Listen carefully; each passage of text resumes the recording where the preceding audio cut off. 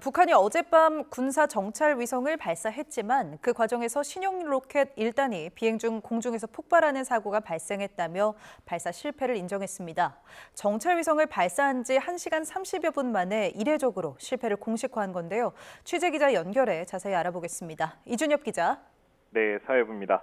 네, 북한이 군사 정찰 위성 발사 실패 사실 인정했다고요?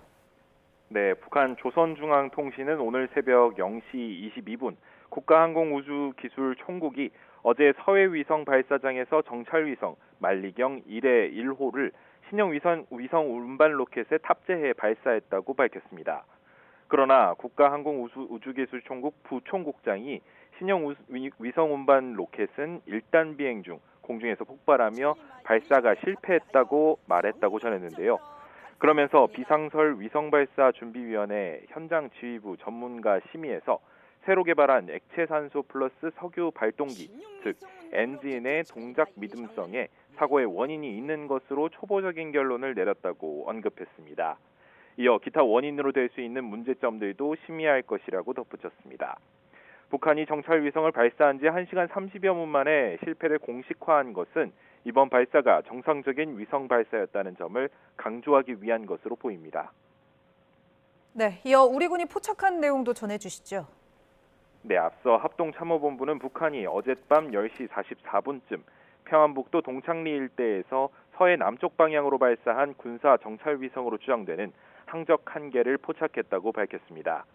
하지만 이 발사체는 2분 뒤인 10시 46분쯤 북한 측 해상에서 다수의 파편으로 탐지됐다고 전했습니다. 한미정보당국은 공중 폭발한 것으로 평가된다면서 긴밀한 공조하에 세부적으로 분석 중이라고 밝혔습니다.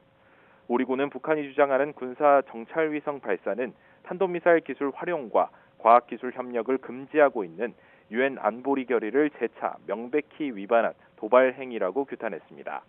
그동안 미국 측과 긴밀한 공조하에 위성 발사 준비 활동을 추적해왔고 한미일 이지스 구축함을 국가별 지정된 해역에 사전 전개했다고 밝혔습니다.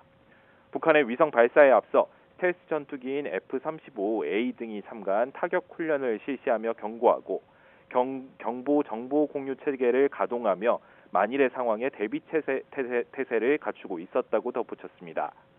이런 가운데 대통령실은 북한의 군사 정찰 위성 발사 뒤 장호진 국가안보실장 주재로 안보 상황 점검 회의를 개최했습니다. 국가안보실은 어젯밤 윤석열 대통령에게 관련 내용을 즉시 보고했으며 이후 회의에서 합참의장의 상황 보고를 받고 대응 방안을 논의했다고 밝혔습니다. 회의 참석자들은 정부와 국제사회의 거듭된 경고에도 북한이 지난해 11월에 이어 또다시 군사정찰 위성을 발사한 건 성공 여부와 관계없이 유엔 안보리 결의의 위반이라고 지적했습니다. 또 한반도와 동북아 국제사회의 평화와 안보를 위협하는 도발 행위라며 이를 규탄했습니다. 국가안보실은 우리 군이 북한의 추가 도발 가능성에 대비해 빈틈없는 안보 태세를 유지해 나가기로 했다고 강조했습니다. 이번 안보 상황 점검 회의에는 국가안보실 장호진 실장과 김태효 1차장, 인성환 2차장 등이 참석했습니다. 북한의 이번 군사 정찰 위성 발사는 지난해 11월 발사에 성공한 지 6개월여 만입니다. 앞서 다음 달 4일까지 위성을 발사하겠다고 일본 정부에 통보했는데요. 통보 첫날 발사한 셈이지만 결국 실패했습니다.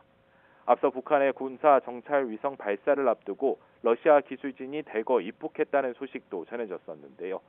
이번 군사 정찰 위성 발사를 둘러싸고 러시아의 기술 이전 여부도 관심을 모았지만 실패로 끝나면서 확인도 미뤄졌습니다.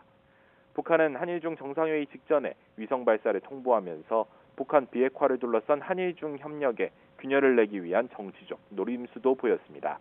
지금까지 사회부에서 YTN 이준엽입니다.